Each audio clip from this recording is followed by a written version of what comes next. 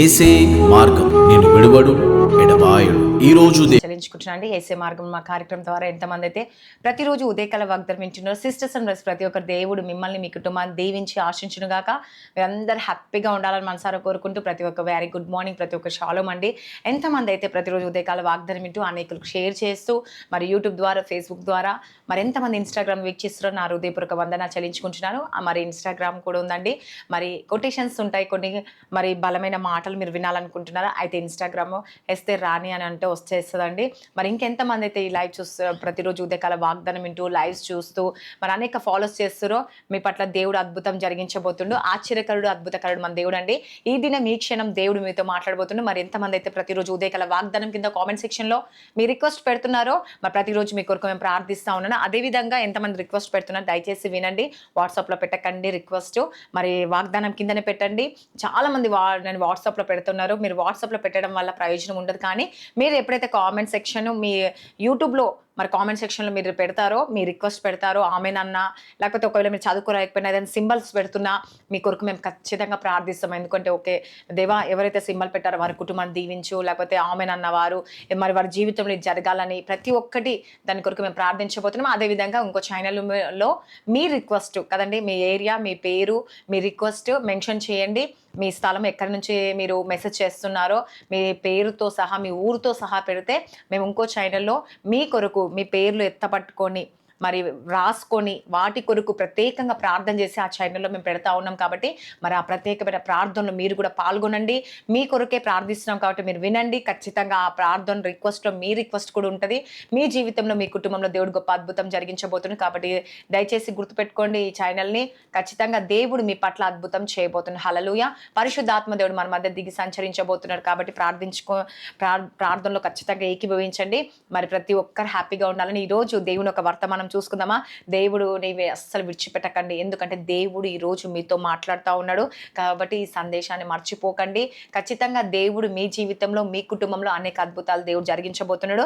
మరి ఈరోజు దేవుడిచ్చే వాగ్దానం చూసుకున్నామా. ఎఫెసీ 3వ అధ్యాయము 13వ వచనంలో దేవుడు మనకి ఇలా సెలవిస్తూ ఉన్నాడండి. మరి 3వ అధ్యాయం 13వ వచనంలో ఏమంటుండ్రు ఇక్కడ దేవుడు, నాకు శ్రమ వచ్చిన కాబట్టి మీ నిమిత్తమై నాకు వచ్చిన శ్రమను చూచి మీరు అధైర్యపడవద్దనియు వేడుకొంచుచున్నాను, ఇవి మీకు మహిమకరములైనవి కదండి. హల్లెలూయా. దేవుడు అంటే మీ కొరకు నేను అనుభవిస్తున్న శ్రమల వలన మీరు నిరుత్సాహపడకూడదు అని దేవుడు సెలవిస్తూ ఉన్నాడండి. కాబట్టి మీరు ఎలా ఉండాలంటే దేవునికి మహిమార్థంగా జీవించమని దేవుడు సెలవిస్తా ఉన్నాడు. ఈరోజు శ్రమను బట్టి చాలా మంది నిరుత్సాహపడతా ఉంటారు కదండి. అందుకే దేవుడు ఏమని సెలవిస్తా ఉండంటే ఉదయకాల సమయంలో ఈ వాక్యం ద్వారా మీకు ఏమని మాట్లాడుతున్నాడంటే నిరుత్సాహపడకండి నా ప్రియ సహోదరి సహోదరులారా. ఈరోజు మరి దేవుడు మీతో మాట్లాడుతూ ఉండు. కాబట్టి ఈరోజు ఎంతమంది అండి దేవునందు విశ్వాసం కలుగుతున్నారు, ఆయన మహిమార్థంగా ఒక చక్కని మార్గం తెరవబోతుందని నమ్మితే దేవుడు ఖచ్చితంగా మీ పట్ల అద్భుతం చేయబోతున్నాడు. కాబట్టి ఈరోజు ఎగ్జాంపుల్ చూడండి, మనము చూసుకోవచ్చు. శ్రమ వచ్చినప్పుడు నిరుత్సాహపడకండి. ఎందుకంటే అపోస్తలుడైన పౌలు గారు శ్రమ చూసినప్పుడు ఆ శ్రమను చూసినప్పుడు సేవను విడిచిపెట్టలేదండి. ఒకటి. రెండవది, తన జీవితంలో ఎన్ని కష్టాలు వచ్చినా కూడా కష్టం వచ్చిందని దేవుని ఎప్పుడు విడిచిపెట్టలేదు. హల్లెలూయా. ఎన్ని శ్రమలు వచ్చినా, ఎన్ని బాధ వచ్చినా, ఎంత కష్టం వచ్చినా ఆ శ్రమను అనుభవించాడండి. ఆ శ్రమను మరి తట్టుకొని దేవుని పట్టుకొని ఉన్నాడు, దేవుని వైపు చూశాడు. ఈరోజు మీరు కూడా మరి దేవుని ప్రార్థించండి. దేవా ఈరోజు నా దేవుని అడగండి. యేసయ్యా ఈరోజు నిజంగా ఆయన ఏమని ప్రార్థించండి. దేవా నా బిడ్డలకు ఎన్ని శ్రమలు ఉన్నా, ఎన్ని శ్రమలు తాకినా దేవా మరి ఎదుగుదలకు ఒక చక్కని మార్గం చూపించబోతున్నావు అని చెప్పేసి పౌలు గారు కూడా ప్రార్థన చేశారు. ఈరోజు మరి మీరు కూడా ప్రార్థన చేయండి. మీరు కూడా ప్రార్థన చేస్తారు కదా, యేసయ్యా ఈరోజు నేను ప్రార్థన చేస్తున్నా, ఎన్ని శ్రమలు వచ్చినా, ఎంత బాధ వచ్చినా నువ్వు ఒక చక్కనైన మార్గం చూపించబోతున్నాను నమ్ముతున్నాను యేసుప్రభా అన్న వారి పట్ల దేవుడు ఒక చక్కనైన ఎదుగుదలకు ఒక చక్కనైన మార్గం చూపించబోతున్నాండి. హల్లెలూయా. ఈరోజు దేవుని కోసం ఎదుర్కొన్న శ్రమ ఎప్పటికీ వృధా కాదండి. హల్లెలూయా. ఈరోజు ఎంతమంది అయితే దేవుని కొరకు శ్రమ అనుభవిస్తున్నారో దేవుడు కదండి. మరి పౌలు ఇతరుల కొరకే శ్రమించాడండి. ఎప్పుడు శ్రమ పడేవాడు కదండి. పౌలు గారు ఎప్పుడు ఇతరుల కొరకు శ్రమించేవాడు.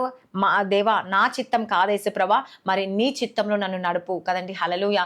ఏమన్నాడండి, నీ చిత్తంలో నన్ను నడిపించే యేసుప్రభా. మరి ఎదురుకుపోయే ప్రతి ఇబ్బందులు కదండి మరి దేవునికి దగ్గరికి దేవుడు ఒక విలువగా నేను ఉంచబోతున్నాడు. కాబట్టి ఎంతమంది అయితే ఈరోజు దేవా మా బాధల వెనుక నీ ఉద్దేశం ఏమి కలిగి ఉన్నావని దేవుడికి ప్రార్థించాలండి.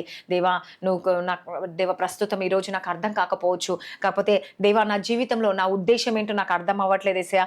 నా పరిస్థితిని చూసి ఈ వాగ్దానాన్ని దేవుడు ఏం చేయబోతున్నాడండి, గొప్ప అద్భుతం చేయబోతున్నాడు. కాబట్టి ప్రతి ఒక్క చీకటి శక్తులు, అంధకార శక్తుల నుంచి యేసు నామంలో విడుదల కలుగురుగా. కానీ ఎవరైతే ప్రార్థిస్తున్నారో, ఎవరైతే దేవుడిని అడుగుతారో తప్పక దేవుడు కార్యం చేయబోతున్నాడండి. కాబట్టి ఈరోజు పరిస్థితి మారకపోయినా దేవా నీ ఉద్దేశం ఏంటో మాకు తెలియదు, కానీ నీ ఉద్దేశాన్ని మాకు నెరవేర్చని అన్న వారి పట్ల దేవుడు ఖచ్చితంగా ఒక చక్కని మార్గం చూపించబోతున్నారు. కాబట్టి ఇతరులు మన జీవితం ఆశీర్వాదకరంగా మార్చబడాలండి. ఇతరులకు మనం చూడంగానే ఇతరులు ఏముండాలి, ఈ కుటుంబం ఆశీర్వాదముగా ఉంది, ఈ కుటుంబం దీవెనకరంగా ఉంది, వీళ్ళు దేవునికి దగ్గరగా జీవిస్తున్నారు, దేవుడికి నమ్మకంగా జీవిస్తున్నారు అనే ఒక పేరు రావాలంట. హల్లెలూయా.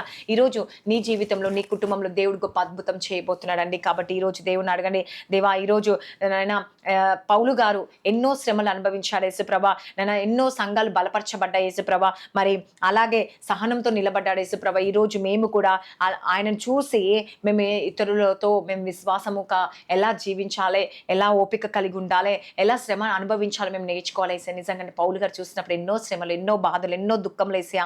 మరి నిజంగా యేసుకు దేవునికి మాదిరిగా జీవించారు. ఈరోజు నీకు కూడా పౌలు గారి గురించి దేవుడు తెలియపరుస్తున్నారంటే మనము కూడా చాలా నమ్మకస్తులుగా ఉండాలి, విశ్వాసంలో బలపడాలి, సహనంతో ఉండాలని దేవుడు సెలవిస్తున్నాడు. కాబట్టి దేవునికి చివరిగా మనం మహిమకరంగా ఉండాలండి. హల్లెలూయా. ఎలా ఉండాలంట, మహిమకరంగా ఉండాలి. కాబట్టి ఈ వచనం గొప్ప ధైర్యం ఉంది కదండి. నిజంగా ఎంత గొప్ప ధైర్యం ఉందండి ఈ వాక్యంలో. అధైర్యపడొద్దు అంటున్నాడు, మీకు మహిమకరములై ఉన్నాయి అంటున్నాడు కదండి. కాబట్టి నిరుత్సాహపడొద్దని దేవుడు సెలవిస్తున్నాడు. ఈ రోజు ఈ శ్రమ కనిపించేది రేపు మహిమగా, సాక్ష్యంగా నువ్వు నిలబడబోతున్నావు. ఆమెన్. ఈరోజు నమ్ముతున్నావా, విశ్వసిస్తున్నావా? అయితే కామెంట్ సెక్షన్లో ఆమెన్ అని సెలవు. అవును యేసయ్యా, ఈ రోజు నీకు మహిమకరంగా మేము నిలబడబోతున్నాం. ఈ రోజు మహిమకరంగా నా జీవితం ఉండబోతుంది, నీకు మహిమకరంగా నా లైఫ్ ఉన్నత పొజిషన్లో ఉంచబోతున్నావు యేసయ్యా. ఈ రోజు ఏ ఆశలు అయితే కలిగి ఉన్నాను అవన్నీ నీకు మహిమార్థంగా జరగబోతున్నా. నమ్ముతున్నావా? అయితే దేవుడు తప్పక దేవుడు కార్యం జరిగించబోతున్నారండి. కాబట్టి ఈ రోజు శ్రమను చూసి ఏడవకండి, ఎందుకంటే రేపు అదే శ్రమ చూసి నీకు సాక్ష్యం ఇవ్వబోతుంది. హల్లెలూయా. ఈ రోజు ప్రతి బంధకాలు దేవుడు విడిపించబోతుంది. కాబట్టి నా ప్రియ సహోదరులు, ఈ రోజు ఎంతమంది అయితే ఈ శ్రమను చూసి నిరుత్సాహపడుతున్నారో కదండి, మరి నిరుత్సాహపడకుండా ఈ శ్రమను చూసి ముందుకు సాగండి, విశ్వాసంతో సాగండి. మరి ఏ శ్రమ వచ్చినా, మీ జీవితంలో ఎన్ని కష్టాలు ఎదురైనా, ఎన్ని శ్రమలు ఎదురైనా, ఎన్ని బాధలు ఎదురైనా, ఏది ఎదురైనా సరే అండి, ముందుకు కొనసాగండి. ఖచ్చితంగా దేవుడు మీకు తోడుగా ఉండి మిమ్మల్ని సాక్షిగా నిలబెట్టుకోబోతుండో ఈ ఉదయకాల వాగ్దానం దేవుడు దీవించి ఆశించును గాక. మరి ప్రతి ఒక్కరు మరి ఏకీభవిస్తామా అండి ప్రార్థనలో. మరి మీ జీవితంలో, మీ కుటుంబంలో దేవుడు ఖచ్చితంగా గొప్ప అద్భుతం చేయబోతుండో. స్తోత్రం పరిశుద్ధాత్ముడ యేసుప్రభు. ఈ రోజు ఎంతమంది ఉదయకాల వాగ్దానం వింటారో వారి జీవితంలో, వారి కుటుంబంలో గొప్ప అద్భుతం జరిగించండి. మేలు చేయండి యేసుప్రభా. నిరుత్సాహపడుతున్నారేమో, నిర్లక్ష్యం చేస్తున్నారేమో యేసుప్రభా, కానీ దేవా ఓపికతో, ఓర్పుతో ఉండటానికి జ్ఞానాన్ని వారికి అనుగ్రహించండి యేసుప్రభా. మీ సాక్షిగా వారిని నిలబెట్టుకోండి యేసుప్రభా. మీరే అద్భుతం, ఆశ్చర్యం, మేలు జరిగించండి. ప్రతి చీకటి శక్తులు, అంధకార శక్తుల నుంచి యేసు నామంలో కుప్ప కూలిపోను గాక, దాని రాజ్యం కూలును గాక. ఈ రోజు ఎంతమంది జాబ్స్, స్కూల్స్, కాలేజ్ రాకపోకల ప్రయాణంలో తోడుగుండండి. నేను ప్రతి ఒక్క ప్రయాణంలో తోడుగుండండి యేసుప్రభా. అబ్రోడ్ వెళ్ళాలనుకున్న వెళ్ళటకు సహాయం తెచ్చండి. ఎగ్జామ్స్ రాసేవారు, ప్రిపేర్ అవుతున్న ప్రతి ఒక్కరిని జ్ఞాపకం చేసుకోండి. స్కూల్ ఫీజులు, కాలేజ్ ఫీజులు, ట్యూషన్ ఫీజులు అన్ని కట్టబడాలి, ఇల్లు రెంట్స్ కట్టబడాలి యేసుప్రభా. నేను దేవా వాళ్ళ ఇంట్లో ఉన్న ప్రతి అవసరాలు, అక్కర్లన్నీ తీర్చండి యేసుప్రభా. నేను దేవా బిజినెస్ చేసుకోవాలి, మంచి లాభాలు తెచ్చండి, ప్రమోషన్ కొరకు, గవర్నమెంట్ జాబ్ కొరకు నేను ప్రతి ఒక్కరి జ్ఞాపకం చేసుకో. వృద్ధాపం, తల్లిదండ్రులు జ్ఞాపకం చేసుకో. భార్య భర్త సమస్యలు, కోర్టు కేసు నుంచి దేవా, గర్భఫలం లేని వారి గురించి యేసుప్రభా. థైరాయిడ్, అనేక రకరకాల రోగాలతో బాధపడుతున్న వారు, ఏ సమస్య, ఏ రోగమైనప్పటికీ ప్రతిదీ యేసు నామములో విడుదల పొందునుగా. కైసే మీరే కార్యం చేసి ప్రతి కుటుంబానికి రక్షణ భాగ్యం అనుగురించి ఇదిమంతా ప్రతి అంశానికి మీరు జవాబు దయచండి. ఇంకా వారి మనసులో ఏదైతే అనుకొని ఏకీభవిస్తున్నారు అవన్నీ యేసు నామములో నెరవేర్చబడునుగా. యేసు ప్రభా, అనేక సాక్ష్యాలు కూడా ఇస్తున్నందుకు వందనాలు చెల్లించుకుంటూ యేసు నామములో అడుగుచున్నాను తండ్రి. Amen. God bless you. Praise the Lord అందరికీ.